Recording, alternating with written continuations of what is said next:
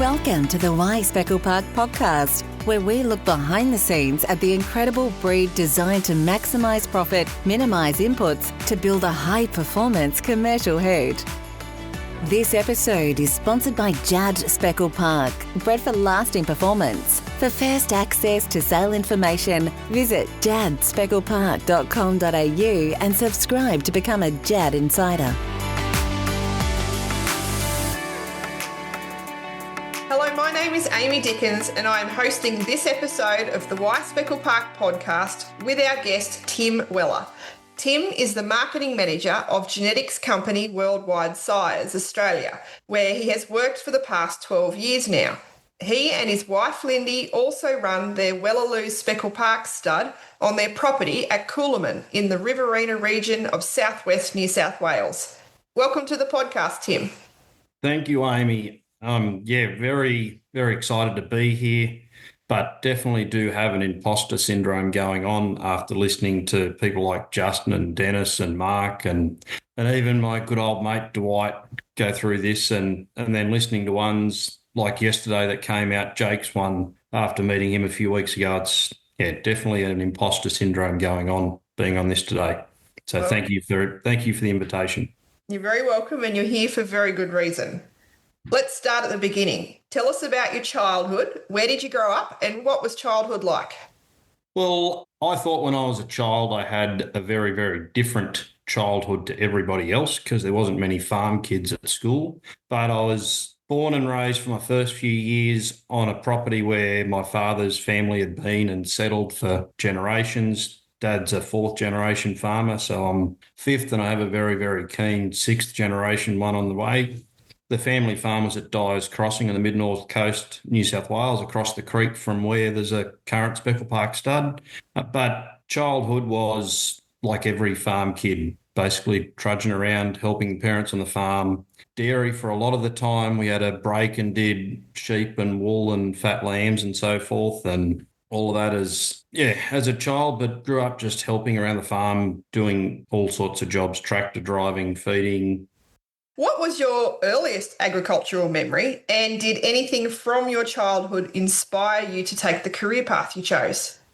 I didn't remember this one at the start, but my parents reminded me of it, and it does make a lot of sense. When I was 3-4-year-old, helping Dad in the sheep yards, and cranky old merino ewe running over the top of me, and I realised why I really don't like sheep. But it was that shearing shed on that farm, Greenthorpe, just out of Cowra, where I remember just hanging out in the shearing shed as sort of that 3-4-year-old. Obviously, not even when there was sheep there. I'd just disappear. It was only a couple hundred metres from the house.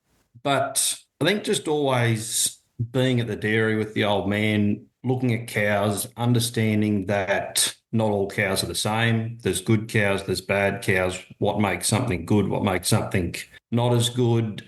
And if you get rid of the bottom group of animals, there's always another bottom group of animals to take their place. A lot of memories of childhood was at events with my parents, with Dad, different meetings and so forth, listening to sort of local icons, I guess, that you always looked up to. So can you provide listeners with an overview of your career to date?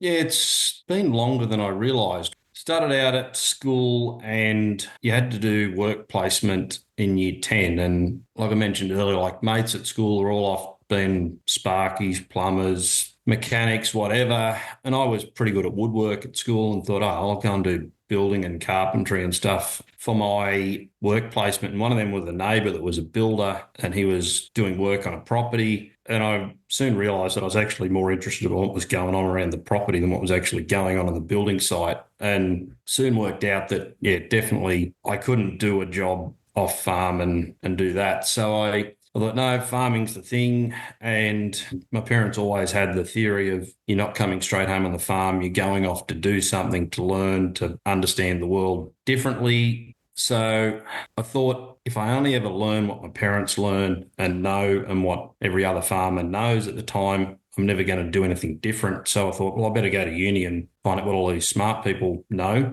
And I'm not sure what I learned at uni, but I guess I learned how to find information and what to do with information. I'm not sure I came out any smarter in what I was supposed to have learnt. But I guess it made you learn contacts and people and understand where to find information. So What course did you study? I did two. I did rural science at UNE, which was probably, I didn't achieve a whole lot there. Then I moved to Dookie campus at Melbourne University and did ag science there. So similar, the same course, but a lot more rural focused than science focused, which probably suited me a lot better. Didn't finish uni to start with, got my first job, did that for 3 years at an AI reseller business, similar to what the business Dwight White runs, something similar to that. Then I got approached by another business that was an importing business out of the US and Holland. And I sort of said to myself, well, if I'm telling this guy I've finished a ag science degree, I probably should actually get around to finishing it. So while I was working with them, I made sure I finished the uni degree and ticked that box. And while I was there, I got approached a number of different times to go to other businesses and move on. And I sort of always had the approach, and even from moving from the first job to the second job, I wanted to feel like I'd achieved and succeeded at that role before I went on to the next one. And industry icon Pos Warnett asked me a number of times to go and work with him at ABS at the time and a few other guys that were there, some no longer with us. Eventually followed them and understood what working for a true corporate business can be like, and shareholder owned and fueled businesses can be like. So started to realise that any industry job is all about relationships and people, and it's not about, the driving thing can't always be sales and numbers. It needs to be, are you and your customers moving forward? Are you achieving what you want to achieve? So ended up with, there's 10 of us. We started Worldwide Size in a new form in Australia, which is part of a parent company, Select Size, in the US. So that was 2013. We started that, or moved into that role. So that's been the marketing manager with them the whole time. And that's been a changing role over those years as we've brought on extra people. And I think we're up to nearly double that many staff now. So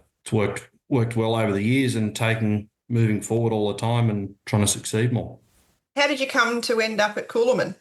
Well, after we were at Dyer's Crossing and then Greenthorpe, and then Mum and Dad were on the river here at Wagga, only 10 k's from where we are. So my main role with Worldwide Size was always in Northern Victoria, and that time I had a significant motorbike accident in 2006 and a bit of a wake-up call, I guess, and thought, hang on, I'm just plodding along here. The most expensive thing I own's a leather lounge. I probably should start to think about doing something with life, and started looking at places to buy and houses and so forth, and ended up finding a 160-acre farm with a rundown house that was the same money as buying a house in town, in a little town called Berrigan. And that worked pretty well. Realised I could actually make some money on the farm and live there as well, and paid that farm off in 5 years and bought another farm and did well out of that. And the real estate agent guy we bought that off come and said, well, I reckon I can get a fair bit of money for this for you. I said, well, if you can do that, I reckon it's a good deal.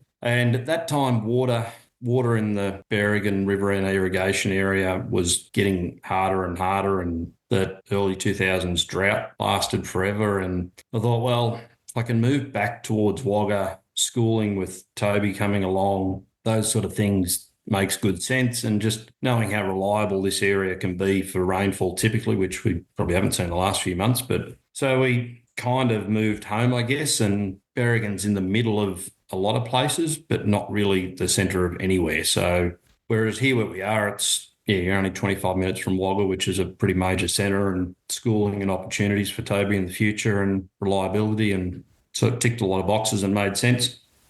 Can you explain who is in your family and a little more about where you live now, what you do on your property? Yeah. So met Lindy 20-something or other years ago. I was a bit slow off the mark. Got around to getting married in 2014, which was a long process, but that's another story. So that's been pretty exciting. Toby came along a couple of years later. He's 9 now. So it's just the three of us and Toby's dog and everything else that goes along with being here. It's 900 acres. We mostly do cropping here, because of my off-farm job as well, crops can't get out, crops don't get sick overnight type thing. So it's basically 800 acres of cropping and 100 acres of uncroppable land that we run cattle on. We quite heavily stock the cattle. It was probably, we never really expected to run the numbers that we did. When we were at Berrigan, it was the same thing. We basically cropped everything that could be cropped and ran cattle on the non-croppable areas. So it's worked out pretty good where we are. We've got very good neighbours. We've got a lot of very long-standing neighbours all around us that are multi-generational. So eventually, adjoining properties might come up would be the goal in the future, but who knows? What do you enjoy most about your current role with Worldwide Sires, and what is one of the more challenging aspects of your role?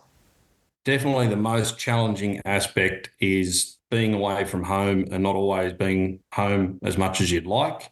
I am quite fortunate of being able to manage that to a degree, but very, very fortunate that Lindy keeps everything running while I'm not here and is extremely capable in everything that needs to happen. So we couldn't do it without the both of us together doing that. What I enjoy most and what I've realised even after looking at the questions and understanding this is any role or anything you do is all about relationships and people and how you work together with people and those sort of things. So that's probably the biggest part of my role. And as I've progressed, it's because of relationships that's allowed that to happen.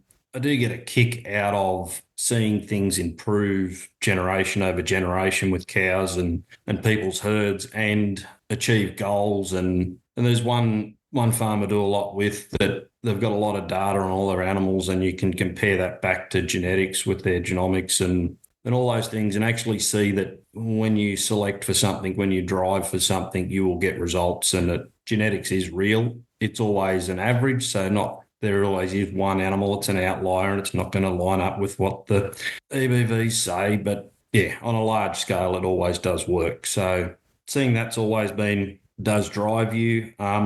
But relationships around the world that you create, like I've never counted, but a lot of years there I was doing 2 or 3 trips overseas a year. So I don't know how many I've done, but too many. But I think I was in the US February 20 or whenever that was, that we were drinking Coronas in airports, sort of joking about whatever they were going on about. So haven't actually travelled overseas since. And the way we've progressed with where we are now at home here, I don't really have too many ambitions to spend that amount of time away from home all the time. How did you first come across the Speckle Park breed? That's 100% Lindy. When Mum and Dad retired from dairy farming, I always kept a few stud Holsteins or imported embryos and sold or whatever, had them around home. And Lindy kept telling me about these Speckle Park, and I'm like, that just sounds like a fad. Don't worry about it, darling, whatever.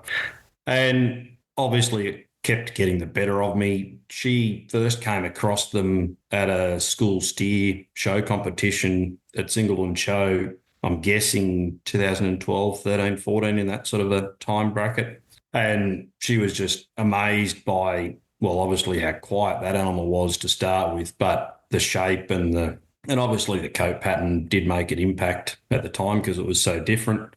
So Lindy originally, but as Toby came along, having dairy heifers around that disappear and go somewhere else, I'm like, that makes no sense whatsoever for a kid to wake up and not really realise the full sort of system of what goes on and what is involved with looking after cattle. So let's buy Lindy some Speckle Park heifers for Christmas one year. So that was where it started, and it's definitely hasn't ended where I expected it was going to start with. So there was a lot of research in the early days on how we did that, and we might get into that more later. I'm not sure people realise just how popular Speckle Park semen has been in the beef on dairy space. According to the National Herd Improvement Association of Australia, the NHIA, survey data from semen company sales, Speckle Park had the second highest amount of semen sold through Australian semen companies in the 2020 and 2021 financial years. Can you detail some of the more recent survey results? So it's been significant. I remember going back 5 or 6 years ago, because I'm one of the businesses that compile the data to send through to the survey. And there, one year I remember doing it, and there was a section for other breeds, and I was filling in the data. I'm like, well, this is this is not right because most of this other is all Speckle Park. So they obviously asked, well, is there anything you want more out of the survey and so forth? Well, I said Speckle Park needs to be a breed by itself because other is not right. And I knew in our data, I know what, you obviously know what your own sales are and you know what else is going on. And I'm like, well, based on that, Speckle Park, other was the second highest breed that year, whatever, how far back that was. Then we moved forward and then we got Speckle Park separated on that survey. They appeared as we expected 2 years ago at number 2. This last 12 months, the 4 highest selling breeds, Angus, Wagyu, Speckle and Hereford, shuffled around a little bit in the last 12 months. And there's a couple of things in that. Speckle, Angus and Hereford have a very big dairy beef part of that. And Hereford and Speckle have done a little bit of a swap over, and it's mostly to do with some influence of a few Kiwi people in Tasmania more than anything. But Speckle Park has been very solid and very well respected by those that have used it, those that have got calves, and the uptake from breeders or farmers having calves and understanding the thriftiness or the doability of those calves and how easy they get in, get going, get moving. But what a lot of people started to notice was you have an Angus cross calf or you have a Hereford calf, there's a difference in coat colour, but they still look like a dairy calf. You get a speckled cross calf out of a dairy cow and it starts to have the shape of a beef calf from day one. So it's easy for them to differentiate between the purebred dairy and the beef on dairy calves? It is definitely that, but it's also that these calves start to look like a beef calf. So when they're selling them on to the next stage, people are thinking they're buying a beef cross calf. They're not buying a dairy cross calf, which has probably not ended up to the advantage of Speckle Park over the years as people are buying dairy cross calves, not beef cross calves as they were expecting. But it's definitely had its challenges, and because Speckle was so popular early on, there was a lot of average bulls being used, not so much average stud bulls, but a lot of commercially created bulls that were obviously crossbreds themselves being used to create dairy cross calves, which really didn't help anyone. I remember there was one guy that bought semen off us that he's like, oh no, I've got a bull and he's got these speckled cross calves, and then he bought semen of whoever it was at the time we were using, Sonar or Monty or one of those bulls, and they couldn't believe these calves that they started getting and how exciting they were and the shape of them and how easy they got going compared to what they were using, and realised that they'd been shafted significantly in the past. So there's been challenges, but it's the people that are in there, they're getting good returns, they're doing well. People have got good markets set up within their own local regions and so forth. It's definitely worked well for people. Have there been any other advantages that have made Speckle Park so popular among dairy farmers that you haven't already detailed there? There's one that I'm starting to understand in the last couple of months that I don't think we've really made the most of just yet. If you work backwards from the process of the supply chain end of what it is they want, they're happy to work with dairy beef cross animals. They're happy to do that. There's a massive market in the US with that. They're happy to play with that. They understand the product, but they want to get them. They want to grow them. They want to have consistency week in, week out. But they want to be able to kill these things at 14 to 16 months and move on and keep things flowing. But in that, they want something that marbles and carries IMF at a young age. And if there's one thing that Speckle Park does better than any other breed is start to lay down marbling at a younger age than anything else. So there's a massive opportunity there that we haven't really, I guess, made the most of, that we probably should be able to. And yeah, there's a definite piece there for Speckle Park to gain more traction for that market. And I think if you look at what Neat Meats are doing in New Zealand, I guess they've obviously understood that and they're making the most of that. And from a cost of production perspective, that marbling at a younger age is bred in, not fed in. Exactly. What feedback have you received from either beef or dairy clients about how Speckle Park semen has worked for them in their AI programs?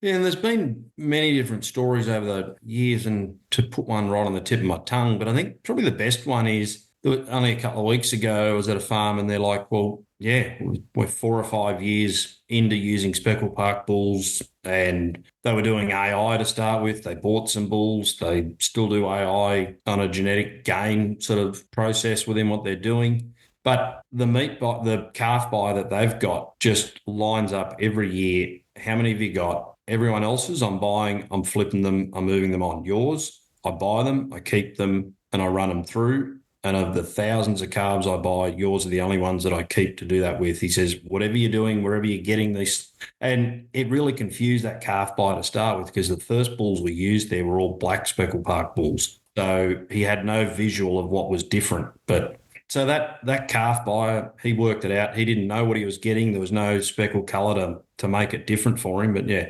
Yeah. So just how they do, how easy they are to rear, has definitely been a bonus. And I think the other bit, there's plenty of people out there doing programs that have motley groups of animals that are bits and pieces of everything jammed together, and whether that's beef, dairy cross, whatever. But you put a Speckle Park bull over things and you can start to create lines of animals much easier. And if you look at what succeeds in weaner sales, in sale yards, whatever, it's lines and groups of cattle that people end up gravitating to. It's not the ones and twos of this and that. So very true. Speckle Park's definitely got a place for creating a line of animals. For the podcast signature question, how would you answer the question, why Speckle Park? Yeah, why not? But really, if you stop and think about where the beef industry is today, and what it is the consumer wants, what it is the processor wants, what it is the supply chain needs, that people want to know it's clean and healthy and environmentally friendly. They want to know there's a good news story behind it all. When they learn that Speckle Park cows are finished earlier, there's less carbon footprint in using Speckle Park. As you mentioned, lay down IMF at a younger age, finish earlier, all those sort of things. It's kind of like the perfect story for the perfect time. It's what the greater community or industry or consumer is asking for. Speckle Park tick all those boxes. There's plenty of other things we're still learning about, things like the omega-3 thing that your guys' research tipped up. There's the fatty acid stuff we did on the tech committee 5 or 6 years, the fat melting we did on the tech committee 5 or 6 years ago. Like, those things are in there. They're extra benefits that we're still learning and understanding. And there's something else. IMF marbling obviously has something to do with the taste of meat, the tenderness, the flavour, but there's a special taste to Speckle Park meat that isn't all about marbling. There's something else going on there that I don't know. Is it just the omega-3 and the fat melting temperature? I don't know, but maybe there's something we haven't quite learnt yet that one day we'll work out what the real key is, and maybe have to educate the broader meat industry on what it is. On to Wellerlou Speckle Park. How did you come to start your stud, and what are your breeding objectives? It started as buying Lindy a Christmas present, 3 pregnant heifers, and at the time it was probably only ever planned to be a hobby. It wasn't planned to be something of significance in time, but I guess we kind of got hooked. And I did a lot of research and rang a lot of people and talked to people before I worked out what we were doing and how we were going to go about that. And I guess in everything I've learned over the years, it's a relationship thing no matter what it is you're in. And by ringing different breeders at the time, I was very confused as to where I was going to buy these animals for Lindy. And anyway, a random phone call with Dwight White. He said, give this guy at Guyer a call. So we did that, and that worked out pretty good. End up with a pretty good relationship with Leighton at Waratah over the years. And he gave us a list of 8 or 10 animals to pick from. And I'm trying to go, well, in everything in my day job with dairy and beef genetics, there's data. And all I had was cow families and names and numbers of progeny at the time, and tried to work through what we did. And anyway, landed on a few females, and they worked out pretty good for us, and that came along pretty well. But everything we've done with Wellerlou's been built on female families first. Researched a lot of animals. And if I said what was our breeding goal, I think balanced is the first word I think of, as in it's not pedigree, it's not data, it's not confirmation, it's a bit of everything. It's a bit of all of those things. And I guess I've spent a lot of time in my day job evaluating cattle, and I don't know how many cows I've scored on a linear basis over those times. And for me to look at a cow, you understand structure, you understand rump, legs, feet. You can't have one without the other. They're all 100% linked to each other. So having the right conformation to start with has definitely always been a part of our breeding goal. And families, female families follow that. Like, it doesn't just happen. You don't end up with a great female or a great bull without there being a family behind that. There's always a reason. But as we have evolved over the years and we've got more data available to us, we've definitely made the most of that. I was involved in the AI industry when the dairy industry got genomics back in 2007, and there was many different versions pre that were sort of like a dartboard, and I think we've got it right, but we don't. But the early adopters of genomics and EBVs in the dairy industry really just leapfrogged everybody else. So when we got that in the speckle breed, I figured, well, I'm not going to sit back and watch everyone else make the most of this. We're going to make sure we've got our own data, make sure we're recording everything we can and use that to the most of our ability. So we put a lot of emphasis on gestation length, not as much on birth weight, but gestation length. We've always pushed for growth. We always select for fertility, but I'm trying as hard as possible to do that on the female side as much as we can, because there's a big part of that we don't have current EBVs for. So we're doing a lot of in-house selecting on fertility, I guess is the best way to put it. And like I said earlier, there's something about the taste of Speckle Park meat that we don't fully understand. So we haven't pushed for massive fats or IMF, but we're definitely not trying to go backwards on those traits. I guess we don't want to change the composition without understanding exactly what it is we're doing.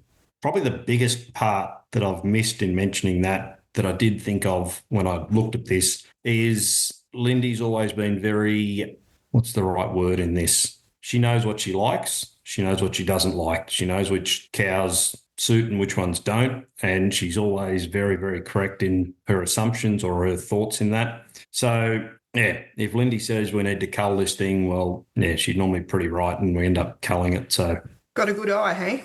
Culling is definitely a big part of herd progression in any shape or form. So, yeah, Lindy grew up with horses. Her father's been a stud manager in the race industry all his life, and a farrier and an old-fashioned stockman, I guess is the best way to put it. So, yeah, Lindy's learnt that skill from her father, I guess. What has been the most influential Speckle Park sire used to date at Wellerlou Speckle Park, and why? Well, I guess as much as I've always worked in the AI industry and it's all about bulls and males, it's not. It's actually all about females and families. So when I tried to understand that question and who I was going to suggest had been that, I actually think it's a Minamurra cow, Nice Lady G8.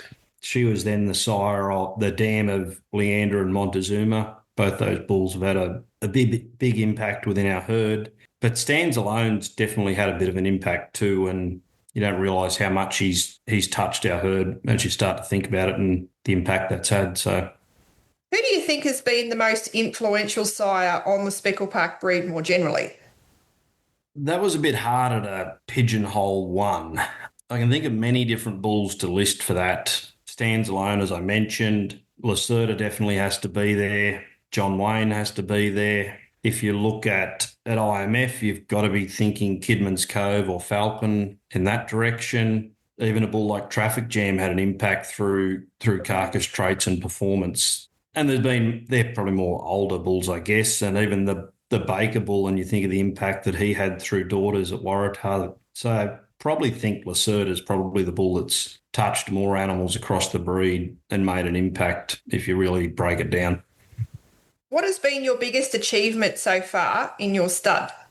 Our biggest achievement's probably the progress of what we started with, what we've got today as a cow herd. And we had people here a couple of days before your sale, and then looking at our weaners and seeing what we expect those to turn into and seeing that progress. I think building families, working with different families, bringing cows in, identifying what actually works for us, getting rid of the ones that don't and concentrating on the ones that do.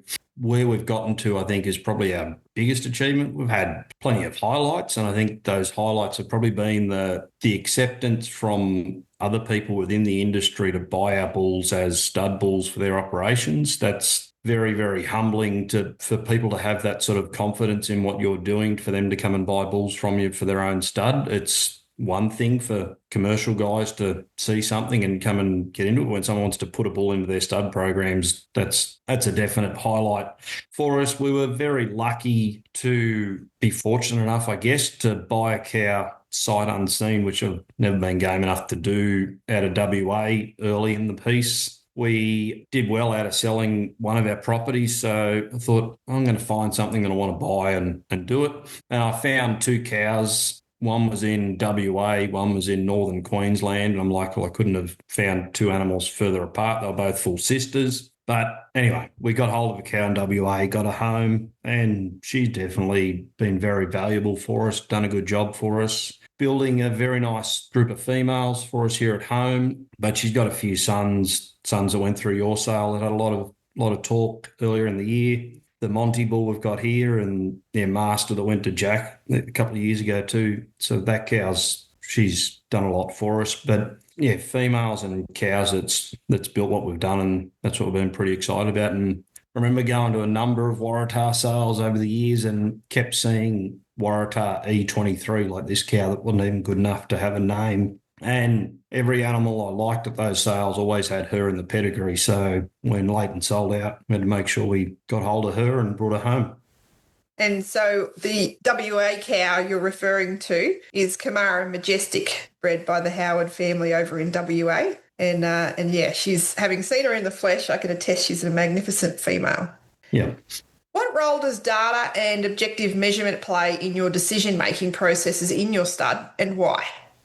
It makes everything, I guess. When everyone thinks of data, they think you're talking about EBVs, and that's what their mind straight goes to, but it's not. Data comes in many different forms, whether that's structurally assessing cows, whether that's just looking at the scales, whether that's when did this cow calve last year, when did she calve this year, how many joinings did she have, what sort of calf did she rear, is that calf at the top or the bottom of the group, any illnesses and so forth that go on to those cows. So you might not have that on a spreadsheet or something, but you're always tracking that in your head. So whether people think they're doing it or not, they are using data points on animals. And I do a lot of work on spreadsheets, so I do probably have all of that information on spreadsheets and keep track of all that stuff. We make sure we get our calves registered as early as possible. We like to get genomics back on those with their weaning weight, with their birth weight, with gestation length data if we can, by weaning time or soon after weaning. So by that 6, 7, 8 months time, we can identify of all the bull calves who's going to be a steer. Use objective points, but also then use that data to identify. We know we don't need to keep every bull as a bull, but if we can identify X amount of them to turn into steers straight away, let's do it. So that's the first point. But then we also make sure we get Roger Evans here before joining so we can get all that scan data into EBVs before we join the heifers to work out what's going on, what's the real story.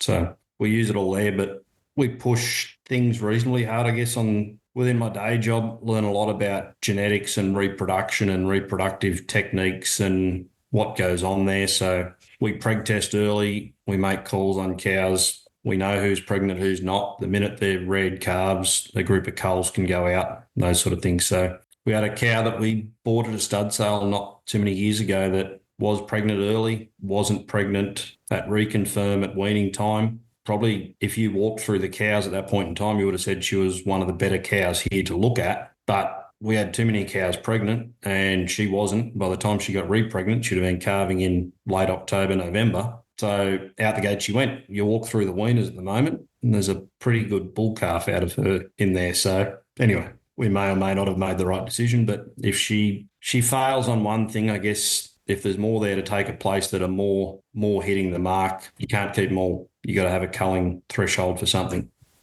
That's it. And from a simplicity of management perspective, we're certainly tightening each year, further tightening our joining window so that we're calving over a shorter period of time because the amount of labour involved is so big and we just can't justify it. And heck, that's what our commercial wool buyers demand anyway, isn't it?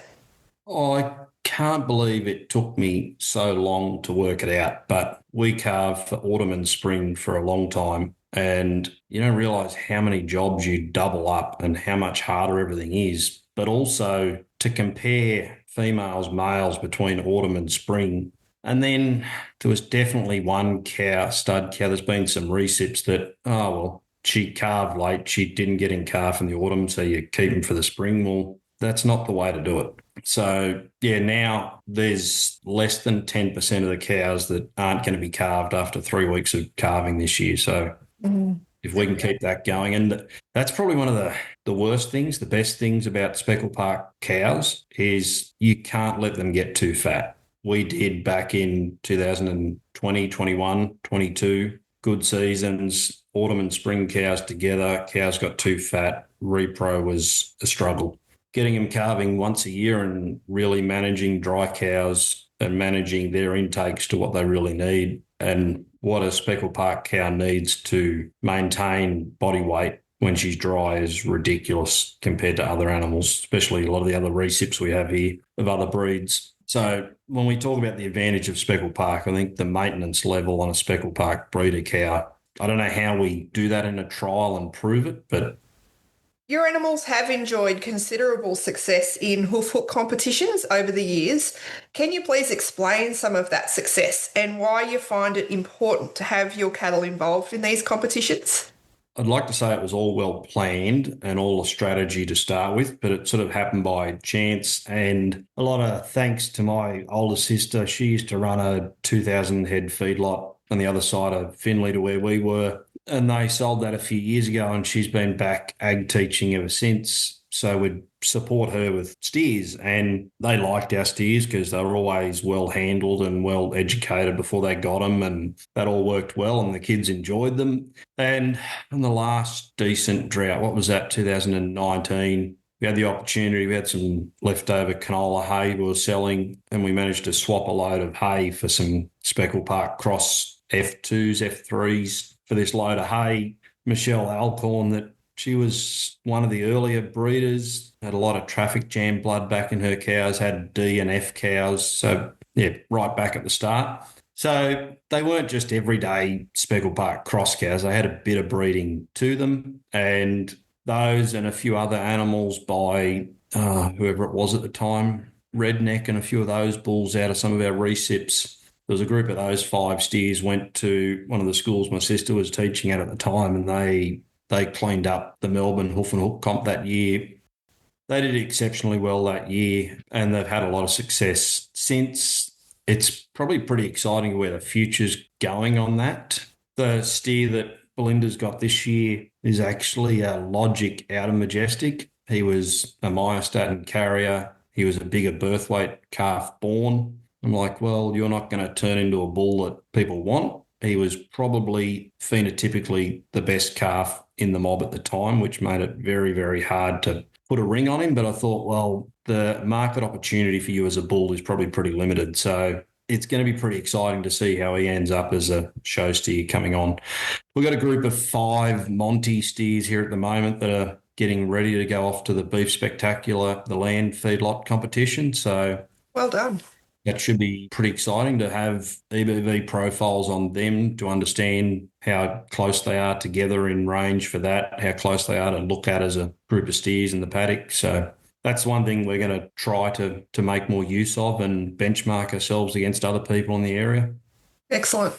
You mentioned earlier around the uptake of genomics in dairy, and that's not a new thing. That happened, 20-odd years ago. And everybody knows just how much that's done positively for the dairy industry. How do we temper that with the consistent need for raw data to be submitted to the system to validate genomics in beef, and how well is that done in dairy?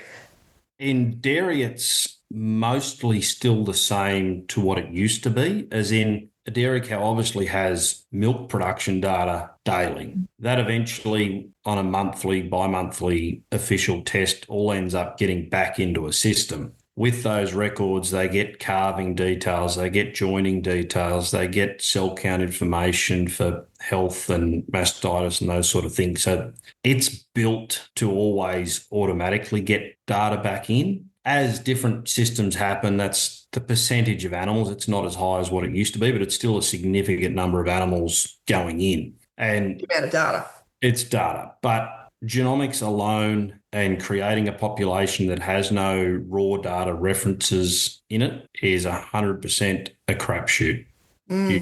Genomics without data going in is, it relies on it without getting too scientific on it, but it starts heading that data in the wrong direction. It does get out of whack. It does get wrong. So I think it's absolutely 150% imperative that every beef producer, if they're going to use genomic influenced EBVs to market stock, select stock, whatever, they need to be a part of putting that data back in. Other breeds have done it, and hopefully we can do it in Speckle Park, bring in commercial data from large groups of animals and bring that in. And I guess as different people call it, real world data, keep all that data coming back in and really understand what's going on, because it'd be cool to understand how well speckles work on Herefords or Angus or whichever cross it is, and have data from that coming in when they make it to a kill sheet and bring that through. So For sure. the more data, the better when you look at genomics. It's dead set pointless without it. What should Speckle Park breeders be doing more of or differently to share the breed's story and especially that commercial relevance of the breed? This always seems an interesting question and a hard question that you've asked for everyone through it. And I'm not sure whether this is going to be controversial or not, but some of the first points I actually thought of was culling, and continue to cull and in the stud cows really force progress. Like, we're a young breed. We've only just really, if you look at the age of Angus and Hereford and Shorthorns and stuff, they've been around forever. So we need to keep forcing the top end higher as well as we can. And the best way to move the top end is to get rid of the bottom end and move forward. The other bit is, I guess, working out from the other end of the chain. Like, we know what we want as producers, but what is it that the supply chain need? What is their real outcome? What do they want? What it is that we do best, and move forward that way. Yeah, I've only been thinking lately that I feel like we need to rebrand ourselves and not call ourselves farmers, instead call ourselves food producers. I think there's a real tangible difference there that is a mental shift as much as anything.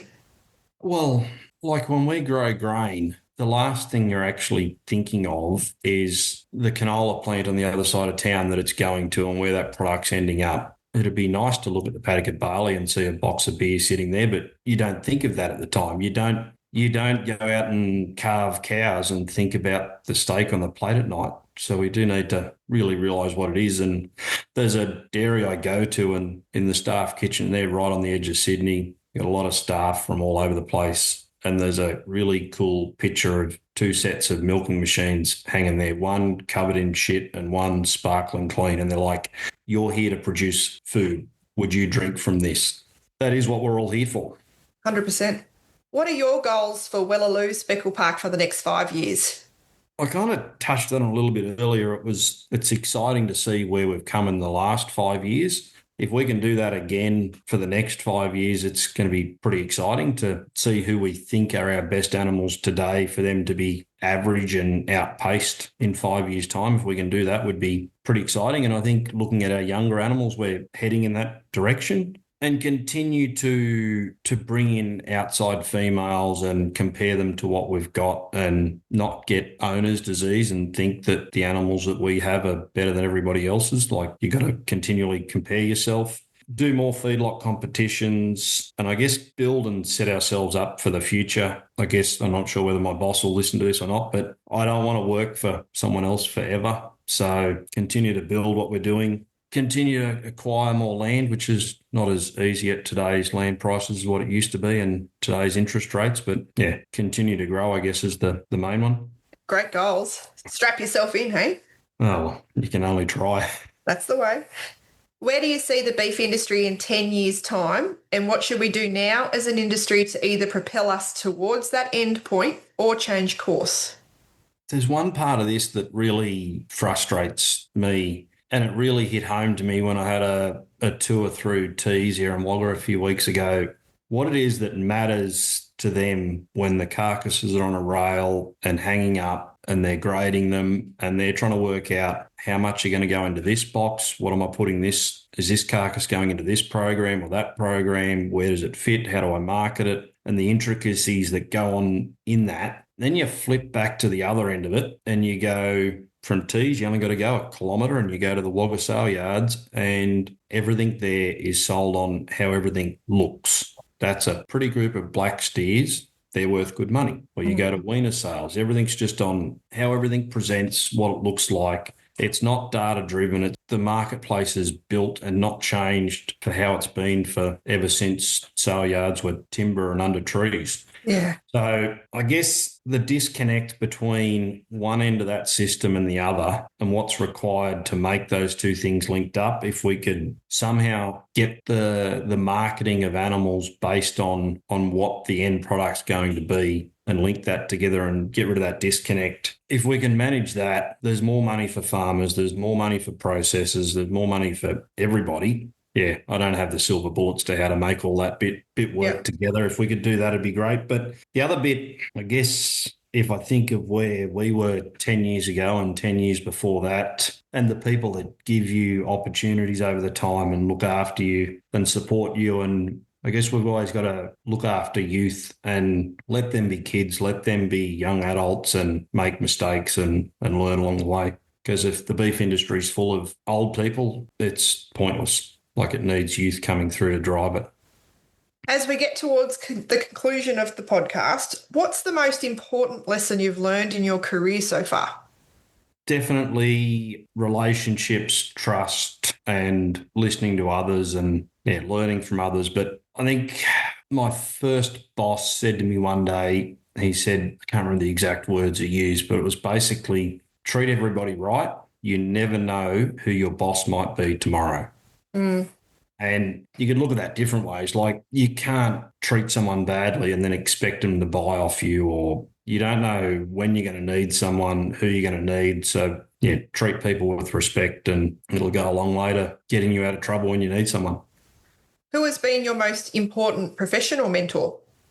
The tricky one, well, Ronnie Cook, that one of those first bosses, definitely my parents and my father definitely have had a lot of impact on that. And I don't know that there's any one person I go to as a structured mentor in any way, shape or form, but plenty of people have had an impact. Some of those old industry local icons I was thinking about earlier. A guy from the Hunter Valley called Jeff Chesworth was a very focused, driven businessman on the family farm and made tough choices to move forward. So those sort of things make an impact. There's two very, very successful families that I do a lot of work with, and as successful and as wealthy as they are, family and relationships and respect and trust come down to what it's all about. So looking up to those families there's too many people within those families to single one person out, so I won't do that. But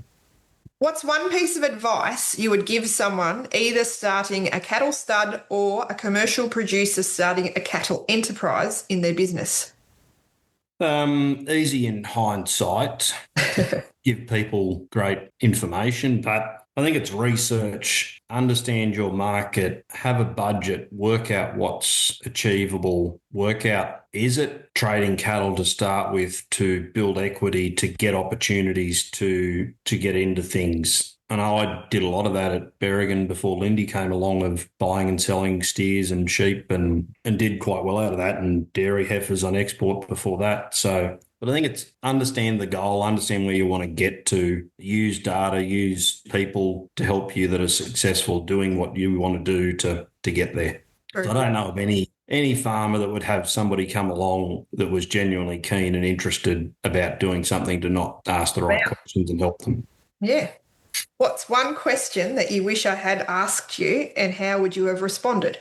Well, I've done well. I've mentioned Lindy many times in this, so I can't say the question about my wife and where Lindy fits in and how important she is, like Mark Mackenzie's. So on a similar vein, they asked about who's the most influential sires and of our place and of the breed. So who's our most influential favourite cow? And she may not have many multiples of animals here, but as I said, we're very successful and privileged to be able to get the E23 cow here. The impact that she's got across the breed in mostly females, not so much sons, but you look at where her females are, where her daughters are and granddaughters and the impact they've had. When I asked Leighton, like, this is a 12-and-a-half-year-old cow, and she had 80-something progeny. It's like, how many years did she have off flushing? And he said, only one.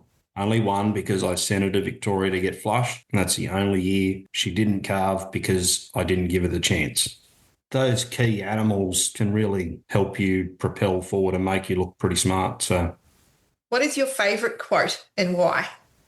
I hear a lot of quotes that I think are pretty cool when you hear them, and I never remember who says them, and I can't quote who made the quote. The only one that I'll have to quote to one individual, a very unique man that some people listening to this might know, Jared Daniels. He's always had a quote of 2 ears, 2 eyes, and 1 mouth, and use them in that ratio. I know other people have said it, but if you ever knew Jared, you'd realise it has to be his saying. So that's definitely a quote I do like. One that I heard pretty much this time last year, with State of Origin being last night, is you don't pick a State of Origin team based on people's hair colour. So why would you pick cattle based on coat colour?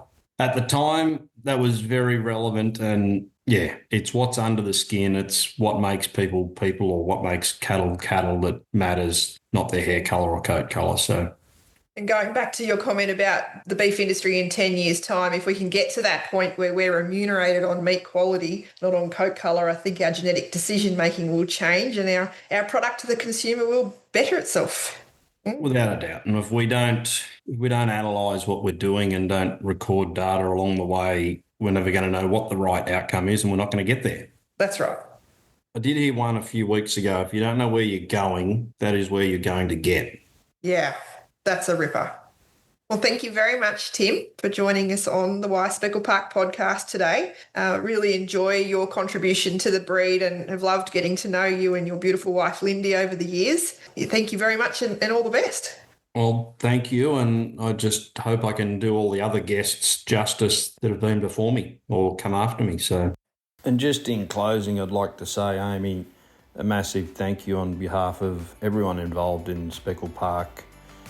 A massive thank you to yourself and Justin for what you're doing with this podcast and everything else you guys have done as Jad Speckle Park over the years in progressing and propelling the breed forward, and all of the research and so forth you've done. It's very much appreciated by everybody in positions like myself.